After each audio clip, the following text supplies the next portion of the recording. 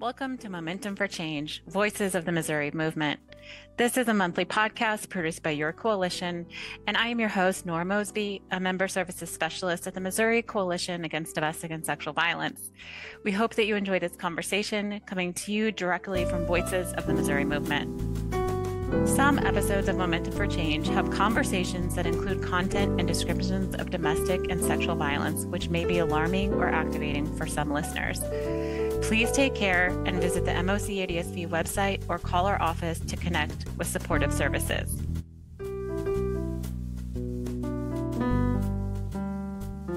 Welcome to episode 10 of season 3 of Momentum for Change. This is your host, Nora Mosby, and Momentum for Change is a monthly podcast brought to you by the Missouri Coalition Against Domestic and Sexual Violence to lift up voices of the Missouri movement. As many of our listeners are very aware of, October is Domestic Violence Awareness Month. And in honor and recognition of Domestic Violence Awareness Month, I am joined by Angie Phillips. Angie, among many, many other things, has recently written and published a book about some of these issues related to relationship violence and abuse called Feathers Matter. It's a children's book, and we're going to be talking about that, among other things, on our episode today. So, Angie, it's really wonderful to have you on the podcast. Thank you so much for being here. Thanks for having me. I always enjoy being a guest on someone else's podcast. Absolutely, it's a treat to have you. So, as we're getting started, can you tell our listeners a little bit about yourself, who you are, and what you do? Sure. Yeah, so I grew up in a really small town in Missouri. Most of you may or may not have heard of it, probably not heard of it, but St. Elizabeth, Missouri. Grew up in a huge family. There was 7 kids. So, and now I have a blended family of my own with 6 kids, and I have 3. My husband has 3, so it's total chaos, as you could imagine. As far as my career, I've been in the technology space my entire career. I lead teams, basically, so it's what I've done for many, many years. And that's really what I probably care most about, is being able to help people see their own gifts, their own talents, and their own worth, especially women. So that kind of summarizes who I am. Well, I love that. But thanks for sharing that. And that makes so much sense. Just in the little bit that I know about you and in reading Feathers Matter, it's really about drawing upon people's strengths. And so it's really interesting to hear how you've also used that talent and skill in your career as well. So in the anti-violence movement, we have an understanding of domestic violence as being rooted in power and control, as an issue where one person in a relationship takes all the power and control from their partner. And I have heard you say that empowerment is an issue that you cared passionately about. And I would say empowerment is also an issue that we care passionately about in terms of responding to domestic violence. We believe in empowering survivors to restore that power and control. So I've heard you talk about your passion for empowerment, especially women's empowerment. Can you tell us a little bit more about that? Yeah, I would love to. So, I mentioned I've been in the technology space my whole career, and that predominantly is a male-dominated field, especially in a leadership role. And I was also mentioned I was raised in a big family. Well, I had 3 older brothers and then 3 younger sisters. So I've kind of always been in that leader role, being the leader of my 3 younger sisters. And then even in my career as a leader, kind of driving teams, I predominantly, though, see it in women where they don't have this strong belief in themselves. And I think we also are very much like a nurturer mindset. So we're taking care of other people. And I think it's really easy for women to be taken advantage of because of all of those aspects of who we are. So I've seen a ton of scenarios, work and personal, where people don't understand their worth. And they don't understand what they can do. And they just fundamentally don't have this strong belief in who they are. And that has just always been something that I'm drawn to and try to go after when I see it in someone is like trying to lift them up and get them to understand their worth. And I think the whole self-worth kind of description is always interesting to me because I don't know if people really understand what it means. And in my mind, it is just this strong foundation that you have in yourself and belief in yourself that, you know, no matter what comes your way or what someone says to you or how someone treats you, that it doesn't change how you see yourself. It doesn't change how you perceive yourself and that belief in yourself. That's self-worth. And I think that is a huge struggle across all aspects of who we are. I see it over and over. And so I'm really kind of drawn now into the self-worth aspect of it so that people can keep their own strength going, if that makes sense. It really does. And I think when you've been in an abusive relationship, your sense of self-worth can be so deteriorated as a result of the abuse tactics that you might be experiencing. And you have such a huge opportunity to make a difference by reminding somebody of their self-worth and by affirming that they do have so much value. And that can make all the difference in the world. I think the complicated part of that I've seen too is that like I saw it in my daughter, and I know we'll get into this, but like I could tell someone that they are worthy, they're powerful, they're strong, they're beautiful, they're capable of it. But that person has to believe that. Mm-hmm. And so that's where I feel like it's such an internal job in some aspects for people to start believing that, believing in themselves.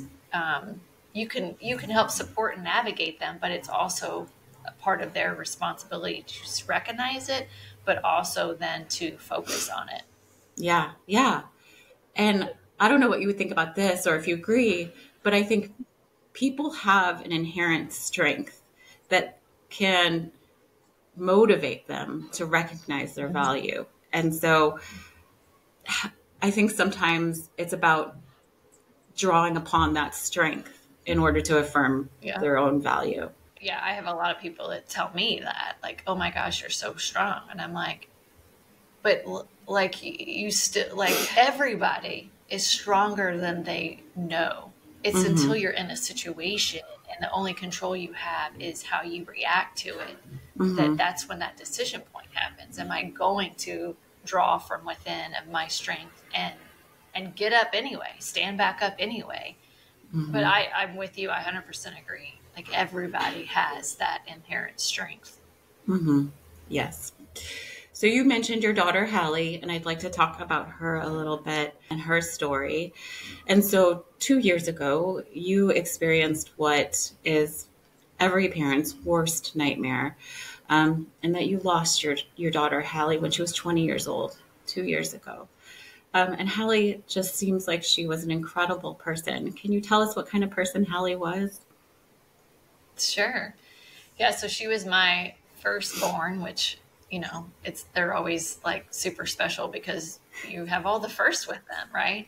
But she was so headstrong and like from little on had this extreme passion for horses, all animals really. We had about every animal you could imagine, but really drawn into horses. And like even in kindergarten, I mean, she was right and she wanted to be a vet and, you know, loved horses. So she is just such a unique and individual person. She was not afraid to be who she was. And she just had this energy about her that was just so real and authentic, which I just always had such a love and respect for that aspect. But yeah, she was in a relationship for several years, started dating a kid at like 17, maybe 16, 17. And, you know, her family and friends out of the gate were not really big fans, just sort of like a mismatch a little bit. And they were in a relationship for several years and I worried about her the whole time. I just sort of had this gut instinct, as moms have a lot of times, that was just like, this is not a good mix. And of course we voiced concerns with her, but also when you're raising a child that's 18, 19 years old and headstrong, they're going to make their own decisions, their own choices, and you have to try to navigate your relationship with them as they're becoming a young adult, them making their own choices, their own decisions. And so that was always such a struggle, and it was hard for me to navigate as a mom, because you just naturally want to protect your kids. You want the best for them. Yeah, as you mentioned, on November 27th, it was a Sunday right after Thanksgiving, we just got the call that would forever change your lives. And when that happens to you, like, I'll never forget my aunt calling me, which she never calls me. So it was like, what is she calling me for? And I almost didn't answer it because we were getting ready to watch the Chiefs game. And anyway, I ended up answering it. And it's just like, it's that instant moment that you just know, you inherently know that your life will never be the same. Yeah. Never be the same. And so we had learned that she was shot by her boyfriend. And just such a tragic situation. And we ended up losing her 2 days later. And it's forever. It's an unraveling. Like, it's a forever changing who you are. You'll never be the same person again. Your family will never be the same again. Yeah. And there's so many things I could kind of dive into. Just that whole aspect of the trauma, the grief, the extreme loss because of someone's decision that they made. Yeah. Yeah. On your podcast, I heard you describe it as being like a plate that's broken and you can never pick up all the pieces because it's just shattered everywhere. And that's what the experience of losing a child is like. So definitely. So I know the impact has been profound on you and your family. And there is so much to say and explore about that. But first of all, I just want to say my heart goes out to you. And I hate that you've had to go through this. I hate that you've lost Hallie. She seems like an incredible person who just had such a bright future in front of her. So I'm so sorry. But one of the parts that you've had to deal with in dealing with the crime of your daughter losing her life is a criminal justice process. And so you've had to go through that as victims of a homicide. So what has that process been like? And what would you like to share about going through the criminal justice process? Well, I will first by saying we had zero experience with that side of the system. Yeah. Zero. So even when it's crazy. People might think, wow, how crazy is that? But like when we got her death certificate in the mail, the cause of death said homicide. Yeah. And like that was also another like tragic moment because for one, I didn't know what it was going to say, but like homicide, I didn't even really quite understand the definition of it, but it's just someone else, is responsible for their death. And I think the probably most surprising thing is just how little people do know about how the system works. He was charged with involuntary manslaughter in the first degree. He was arrested the night that she passed away, or might have been the next night. I don't really remember. Things get super fuzzy when you're in so much trauma. And then he was out on bond and free to do whatever until the actual trial. There was plea bargains offered, and it ended up going to trial a year and a half later. Wow. It was a bench trial, and he was found guilty in the first degree of involuntary manslaughter. And then just recently, in October 1st, was a sentencing hearing. And he basically was sentenced to, I think, 4 years in prison, but then they immediately suspended his sentence and he could serve it out doing probation only. But even in just like what people's perception of everything is, like people will say, well, he didn't do it on purpose. Well, right, because he wasn't charged with murder.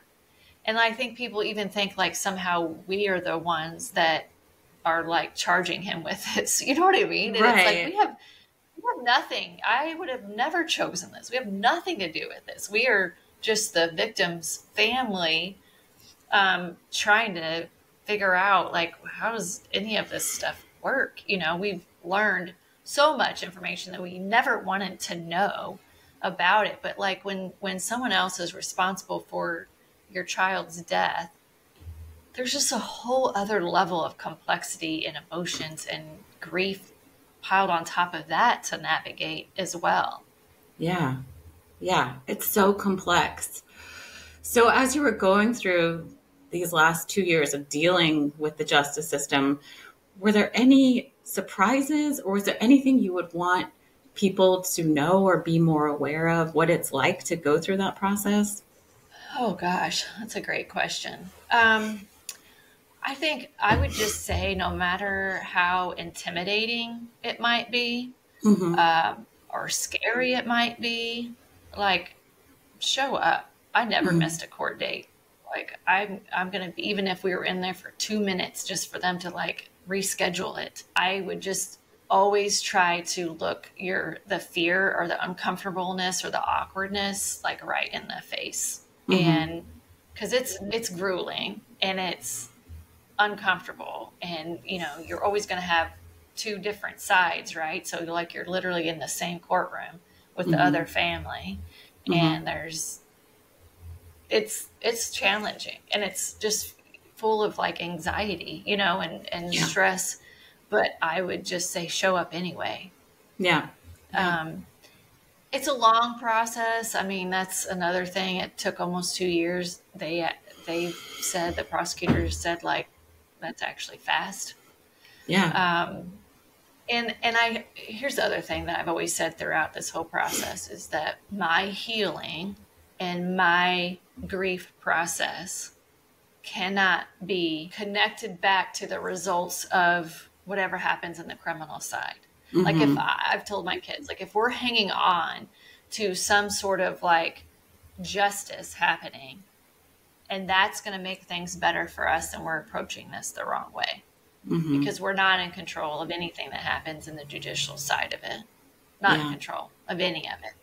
Yeah. And our healing and the way we move forward, the way we show up every day is our responsibility. And that's the only thing that we can control. Yeah. Because even afterwards, people ask like, well, what did you think about her? Oh my gosh, I can't believe you just only got probation whenever your daughter's gone, Yeah. And it's like, yes, it definitely felt like we lost because there's little impact or change to his life when my daughter's not here. Right. But also, I can't also go, okay, well, if you would have gotten 4 years in prison, that was somehow going to make me feel better. Mm-hmm. And like, that's just not how it works in reality. I will always carry this grief and this pain and this loss of my daughter with me, no matter what. There's no outside circumstances that are going to change that. Mm-hmm. And I think that's a level of acceptance that eventually everybody has to go through, that this is now your life. This is now what you have to live with.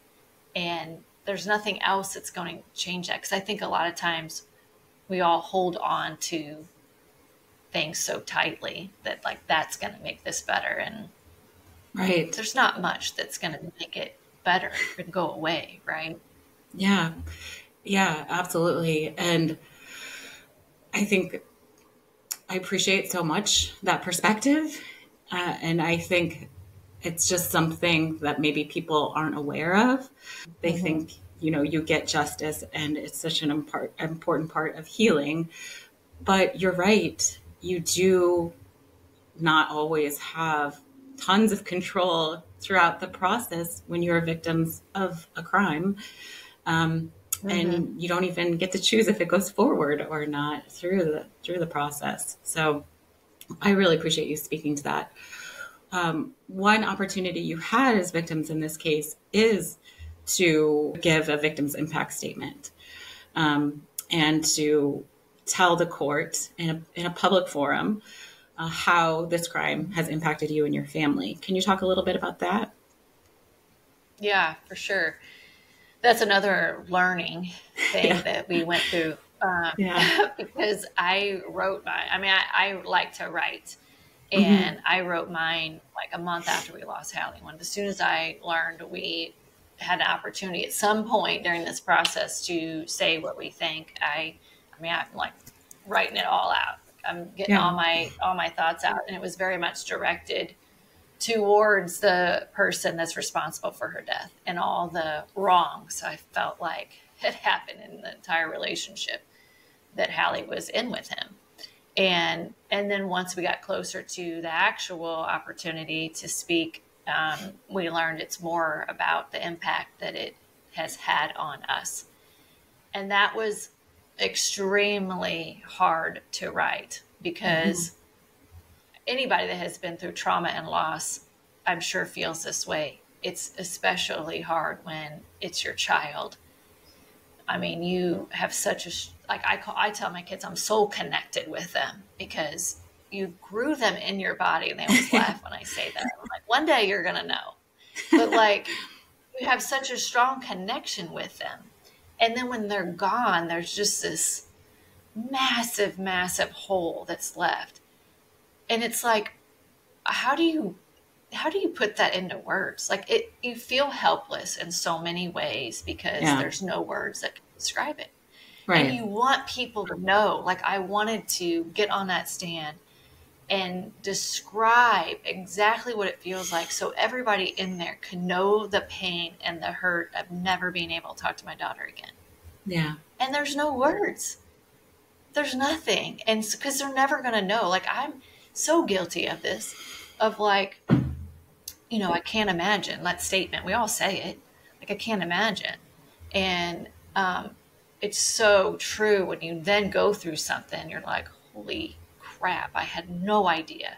I had no idea it would feel like this. You can't, I think your body protects you from it. Like, you can't actually imagine it.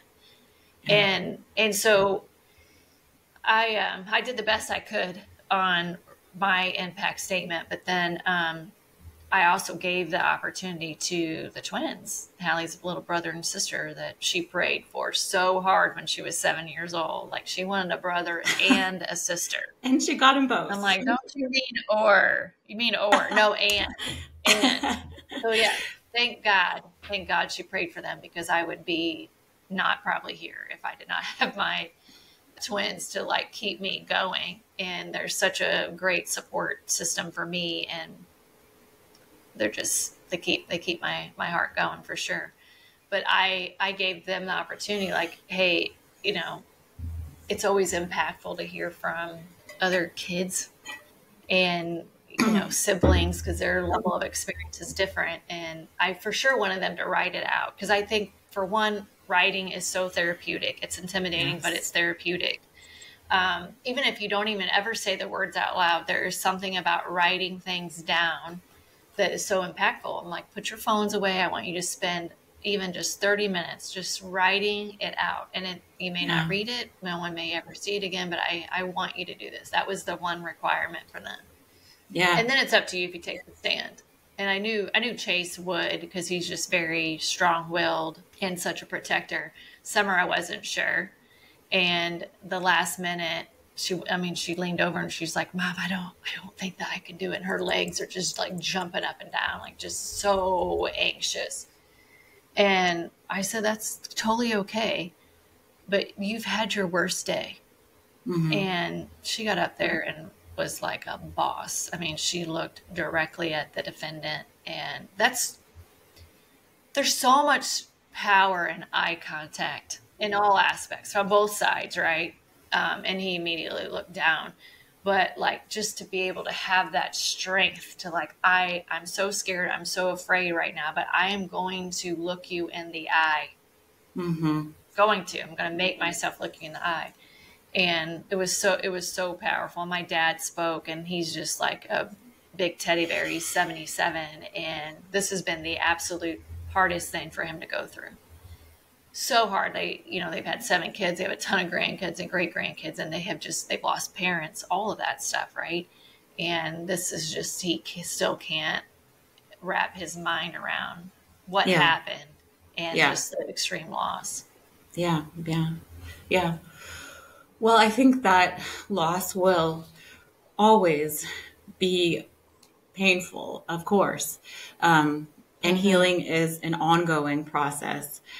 And as you and your family have healed, are there, going through the process of healing, are there things that stand out to you as being helpful or having been helpful, in addition to being able to speak to the court and tell the court how you've been impacted? Yeah, there's a lot of things. I think for me personally, obviously, like, I dug way into my faith after this. Like, you just Yeah. want to understand. And you also want to believe that you're going to see your child again. Mm-hmm. And so I think faith for me has been such a strong foundation to try to be able to go back on, lean into that, right? Because you have good days and you have terrible days. And I use this analogy often as, like, when in doubt, zoom out. And I heard this analogy a while back, and it's just, like, stuck with me. It's helped me so much in challenging situations where I feel super low. It's like, zoom out. There's a bigger picture here. And if you're so focused in on this one thing and you're not looking at the whole picture of, like, this life is short, so short. Yes, yes. And I'm going to see her again. And so right now it's about living and doing the best I can right now. And I think another way for me that's been helpful is to turn the pain into beauty, right? And that is honoring Hallie. So I am, like, hell-bent on honoring her. We have done so much in the last 2 years. She's got a endowed scholarship at Mizzou in her name that will forever exist. And we were awarded to females only in the animal science and area, and they it's extra points if you're interested in horses. And so that's actually tonight is the scholarship dinner, and I'm missing it because I have a women's event, women environment, right? Here I'm in Kansas City right now. But so I think for me, it's constantly honoring her and helping other people through a Hallie lens. But what I would tell other people, because I get asked this a lot, like, how do I help someone that's grieving? My number one thing I say is say their name, because as a mom that has lost a child, the one thing that we fear the most is that our child will be forgotten. And so a simple text of, like, I thought of Hallie today, or insert the child's name. Simple. That's all you have to say, because people are so afraid that they're going to say something that's going to, like, upset you or make you cry or whatever. Don't be afraid of that.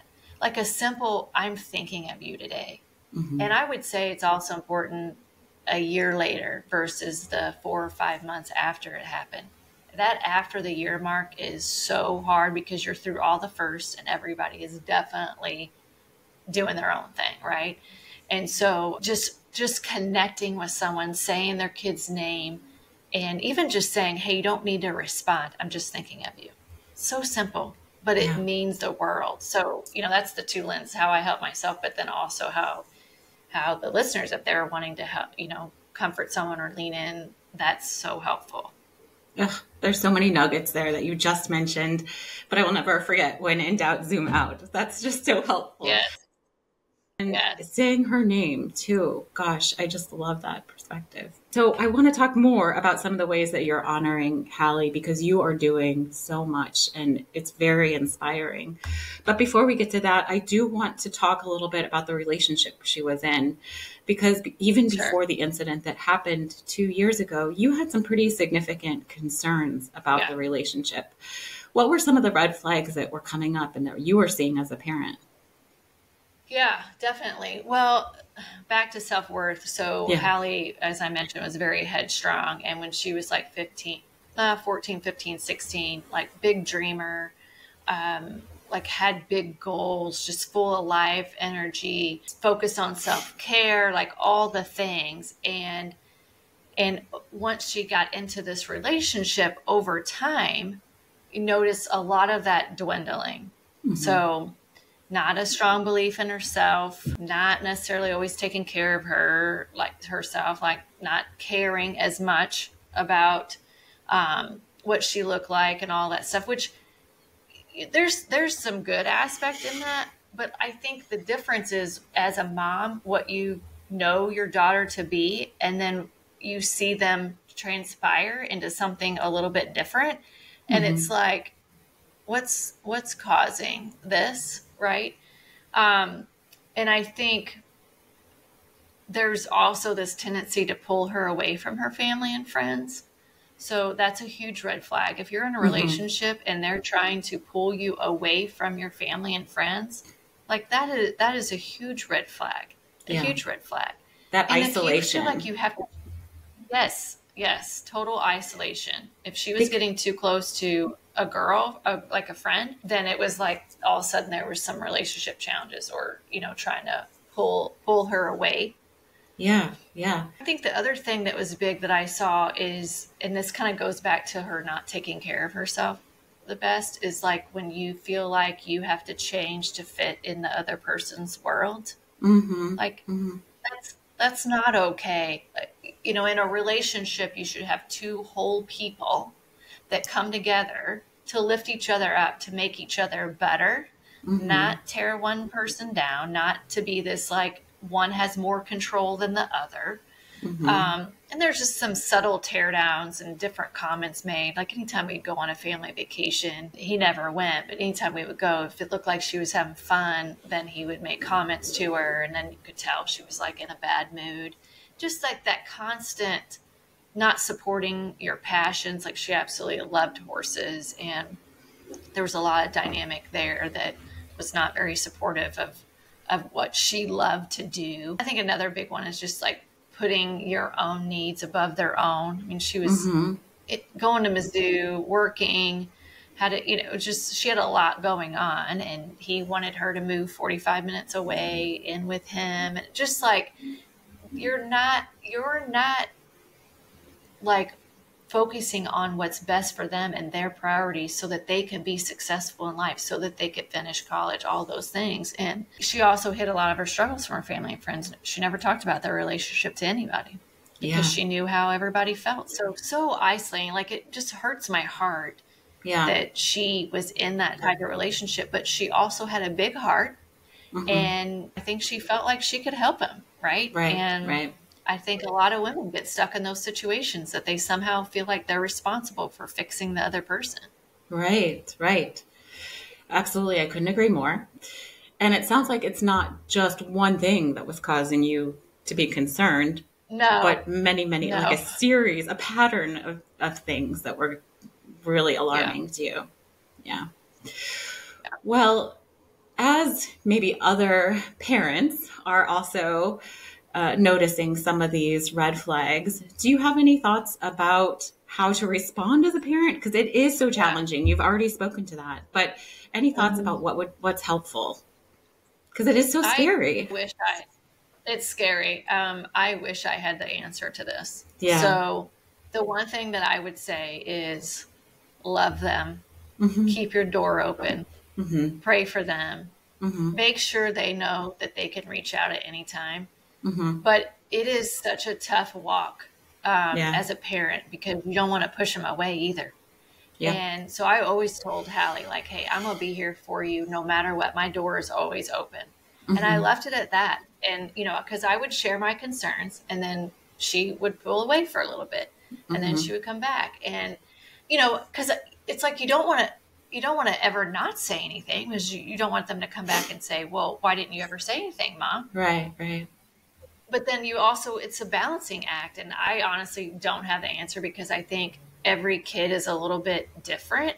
And I always wondered why did she not see her worth and her value? Like, I told her all the time, Hallie, you're beautiful, you're strong, like you could do anything you set your mind to. But it goes back to that's one voice. And if they have other voices coming in, telling them something different, it takes one time for them to start losing their own value and their worth. And that's so hard as a parent. It is I have had so many parents reach out to me asking the same question, like, what can I do? I'm worried about my daughter. And it's like, I, I don't have the answer on what exactly to do except love them, make sure they know they could come home at any time, try to keep a connection with them, Mm-hmm.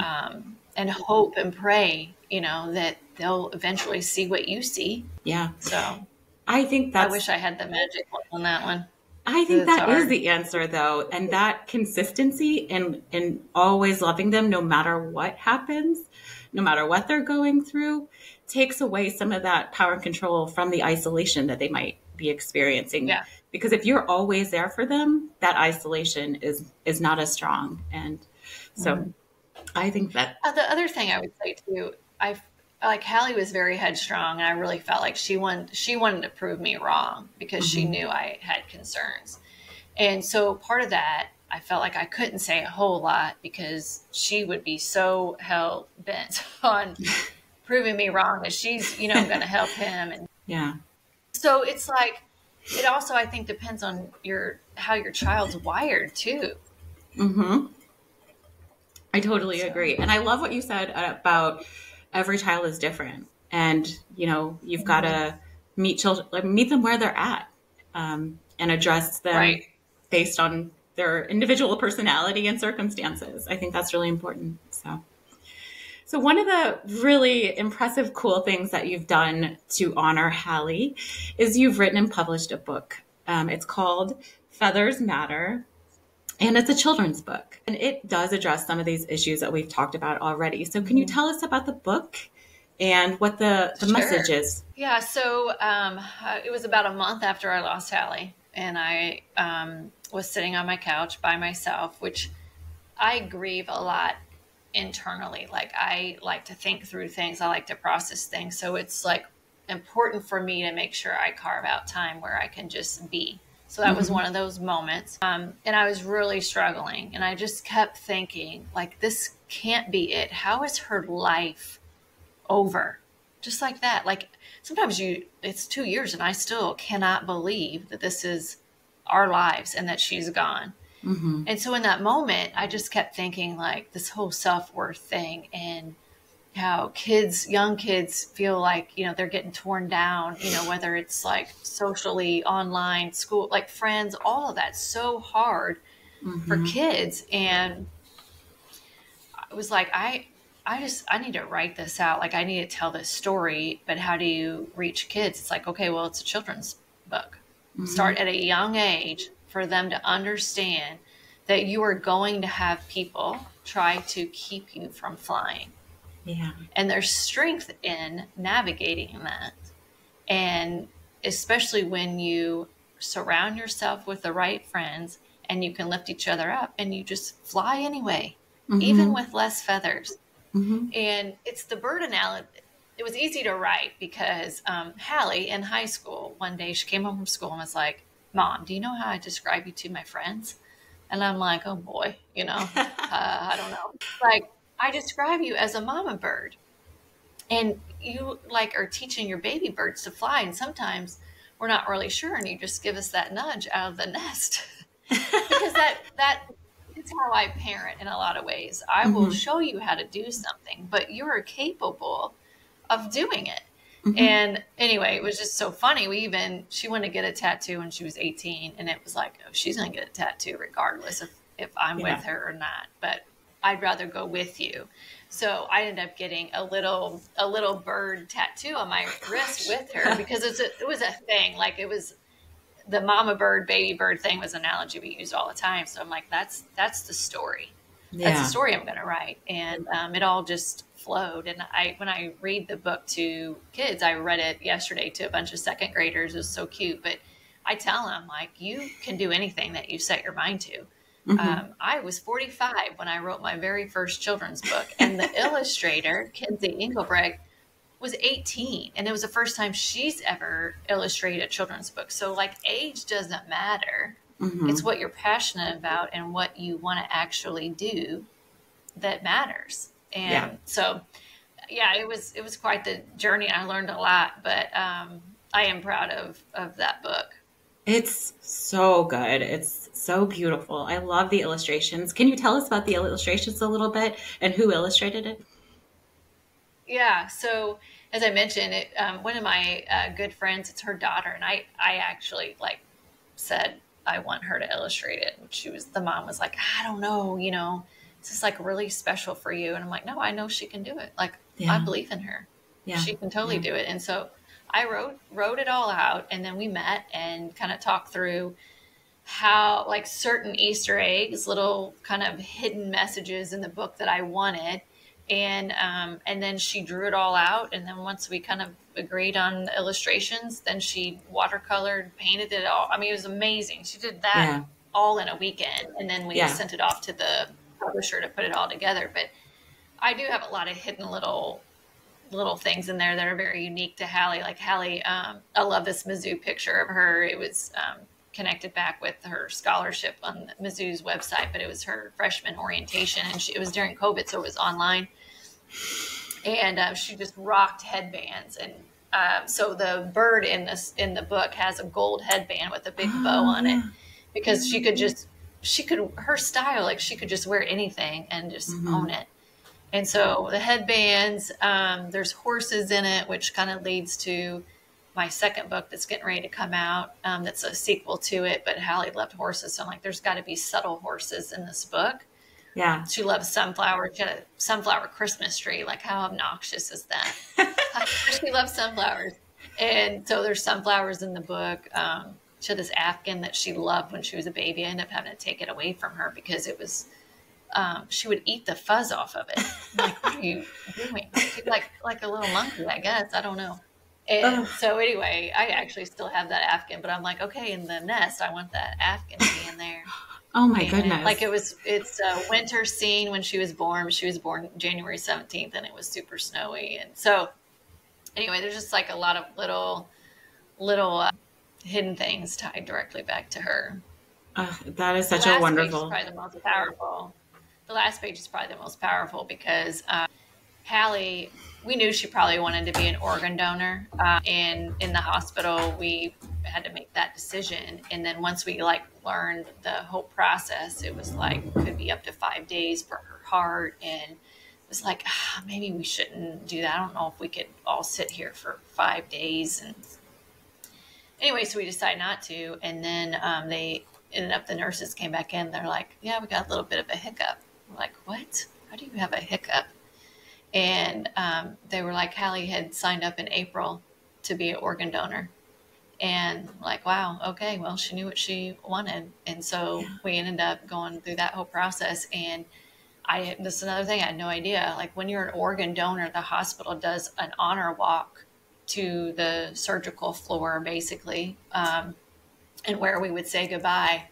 And that is just the most powerful way to honor someone that's donating their organs. And we have a video of it. We played it actually in the sentencing hearing. It's online too. So the last page of the book is kind of the honor walk where everybody's lined up, where her special gift is revealed. And the two birds at the very beginning of it is Chase and Summer, her twin brother and sister. Oh my gosh.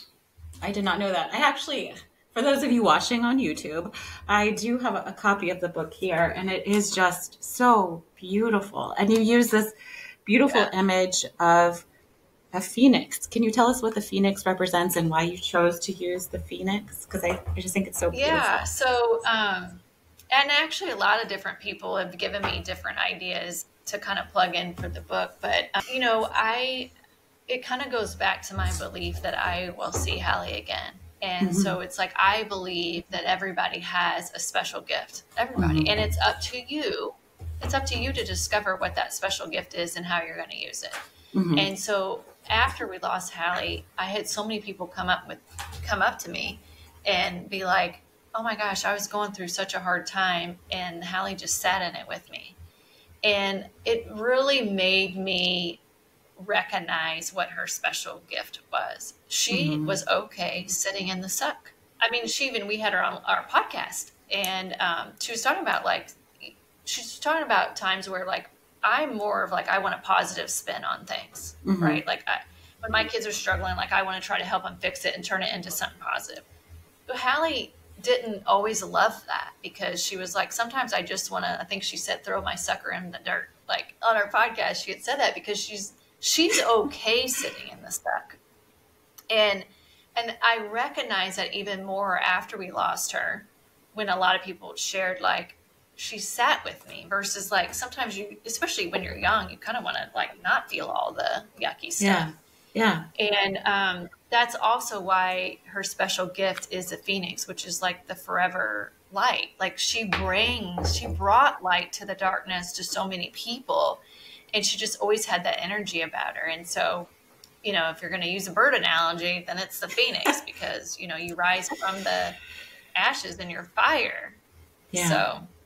So she could sit in the suck. I have a horse now. Oh, you do? Yes. Tell us about your horse. I do. Oh my God. I have a horse now, and it's Phoenix because of that. Oh my gosh. Well, that's definitely, the horse is a long story. That might be podcast episode number 2. Absolutely. But I love that Being great. I love that you named it Phoenix. That's just beautiful. Yeah. Beautiful. Yeah. So I think this book has so many important messages. It's a wonderful way to honor your daughter.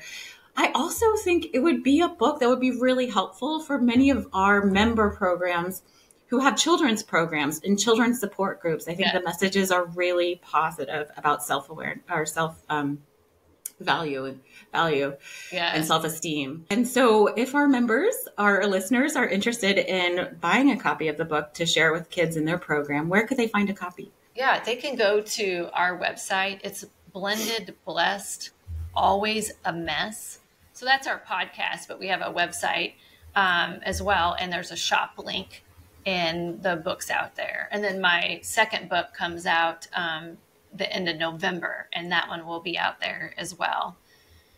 And there's stickers, and there's this cute Hallie bird Afghan like stuffed animal thing that's adorable. I have a local lady that makes them for me. So yeah, there's a lot of information out there. So I would definitely go check out my website. Yes, I've seen that bird, and it's adorable, and I want one. So can you tell us a little bit about your second book? A sneak peek. Sure. Okay, sneak peek. So one of my regrets, I will tell you, is that Hallie had such a passion for horses, and they scared the crap out of me. And so not one time, she had multiple horses at different times, from probably 12 till 20. Right before she passed away, she actually sold her horse that she had. And I would fund everything, right, with her horse. They're expensive. So I would, take her to the barn when she was little, go to her barrel races, anything that she needed around horses. But I never actually got on her horse. I would barely hold the reins for her when I'd go to the barn with her. They scare me. They're huge. I've seen them act up. I've seen Hallie fall off of them. She barrel raced. And so those animals are finicky. I just make me so nervous watching her, because sometimes it wouldn't even come out of the gate to go around the barrels. And so just so many aspects of them that scared me. And so then right before we lost her, there was an opportunity for her we would gift her basically a foal. And it was one she, was passionate about. It's a connection back to her best friend. And so there's a whole story around that, because that was one of her lifelong goals, is to have a foal and raise it and train it from little on. And so that ended up not working out. And then we lost her. And I'm telling this story about this foal that she would have loved to have. And then her boyfriend basically I wanted him to put in on it, because she had moved in with him. And it's like, I'm all about it, but I cannot. This was a tough conversation I had with Hallie before she moved in. I'm like, you're 20 years old. It's your decision, but I won't fund your horse anymore. Like, you're going to take on that financial aspect and move in with your boyfriend. Then I'm not. And that was a tough love thing, because I'm definitely the mom that wants to make sure my kids have everything that they need. But it was a line that I had to draw. Mm-hmm. And so when this opportunity came up to gift her this foal, I'm like, I can't 100% make that decision. So we leaned in on her boyfriend. I'm like, it's $200. It would be your part, because you guys would be financially responsible for it.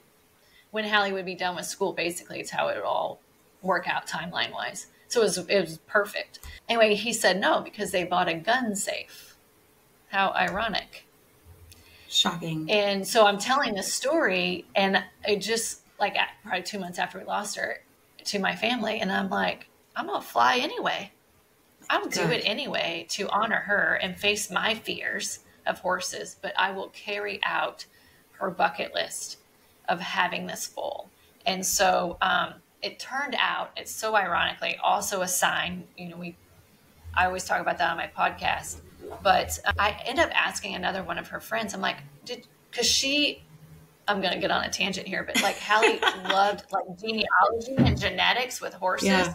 And on her phone, she'd have a ton of lists of different studs and how you would match them up and all this stuff.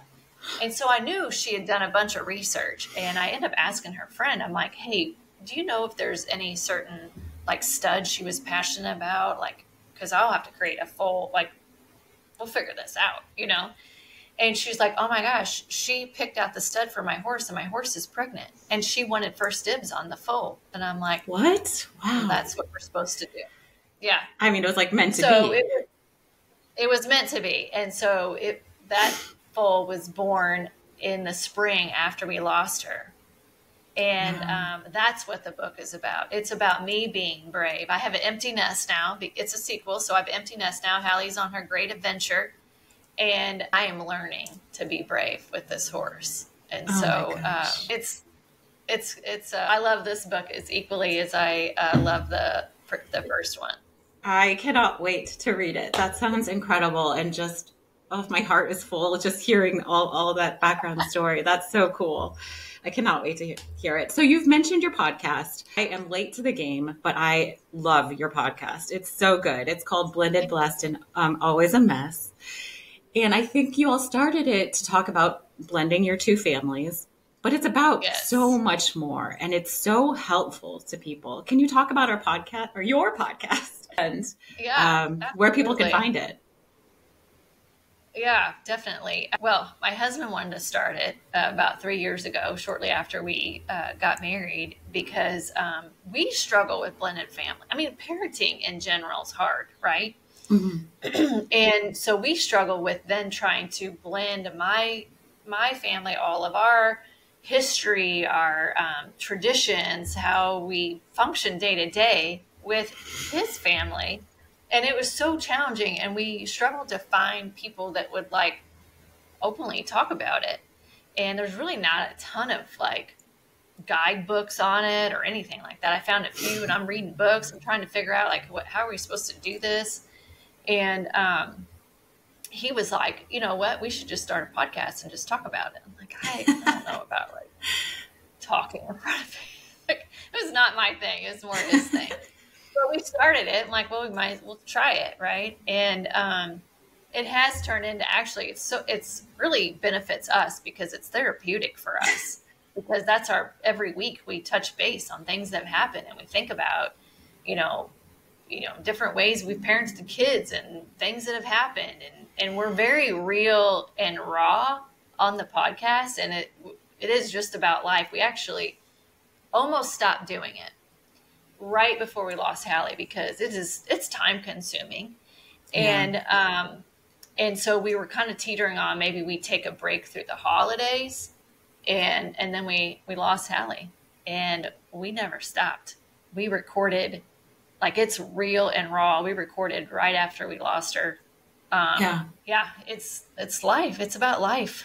Yeah. Well, I think people in general want connection, right? They want to feel like that they're not alone. And I think the best compliment we get from people is that you're so real, and we don't sugarcoat a lot.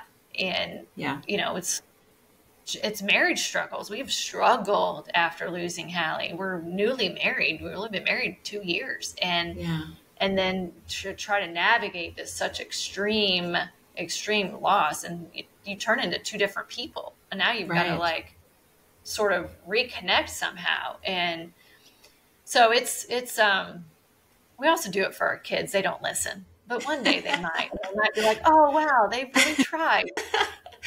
Well, I could not recommend the podcast more. There's so many great things to say about it. But also, I would say, just on last week's episode, you talk about the victim impact statements, and you read the victim impact statements that you and your family gave to the court. And that was, all the episodes are incredible, but that one was so powerful. It deserves all of the awards.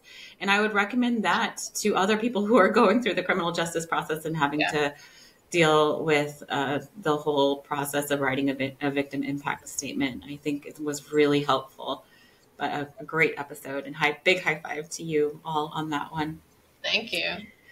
So I mentioned before that October is Domestic Violence Awareness Month, and in recognition of Domestic Violence Awareness Month, is there anything that you in particular wish that there was more awareness of around these issues of domestic violence, unhealthy relationships, or even the issue of empowerment? Anything you'd like to speak to there? I think for me, my hope is that there's more awareness around emotional abuse. Mm-hmm. So I think when people think domestic violence, right, they immediately think physical. Yeah. And there's so much beyond that. Like, I've seen it. People are in relationships and it is not physical abuse. Mm-hmm. It is 100% emotional abuse. Mm-hmm. And I think that there needs to be a lot more awareness and these things kind of talked about with the examples. I did a TikTok, the relationship red flags, right after I lost Hallie, and it like blew up. It blew up. I just listed 10 different things that I saw as red flags. Mm-hmm. And the amount of people that commented on that was alarming. Yeah. It was alarming. It was like, oh, my daughter or my son's in this relationship, or I've been in this relationship for 20 years and I finally got out. Like, so many things. It's an issue. And I think people don't tag it as abuse in their minds. And I think there just needs to be more awareness around that. Yeah, I could not agree more. That's such an important point. So as we're wrapping up, is there anything else you would like to share about Hallie or you or your family? Well, I would just thank you for having me. Like, I'm honored to be on your podcast and talk about all of this stuff. It gives me purpose in the pain, for sure. Yeah. And I would just think one thing I always tell people that I'll share here is my one piece of advice for anybody is to take the pictures, take the videos when you're spending time with people that you love, because tomorrow's not promised. And a lot of times people don't like having their picture taken. They don't like to be in videos, but like, I will tell you that the one certainty is that we were all going to pass away at some point, right? Yeah. And capturing those moments so that your family and friends have it, or like even my kids, they video all the time. And I absolutely love the videos that we have with Hallie in it. I replay those almost more than I do look at pictures in some aspects, because it captures so much of who she is. So I have had a lot of people say, hey, I take the pictures now, even though my kids don't want me to, even though they say, stop, Mom, I still take the pictures. I'm like, absolutely. So if that's one piece of advice, is just take the pictures and the video. Yes, that's such good advice. So thank you, Angie, for joining us on this podcast. It's been wonderful to have you as a guest. I am a huge fan of your podcast. I love Feathers Matter, and I cannot wait for your second book to come out. It sounds truly incredible. So thank you so much for your time today. It's been wonderful to have you on the podcast. And thank you so much, listeners, for tuning in. We certainly appreciate it. And please join us next month for another episode of Momentum for Change.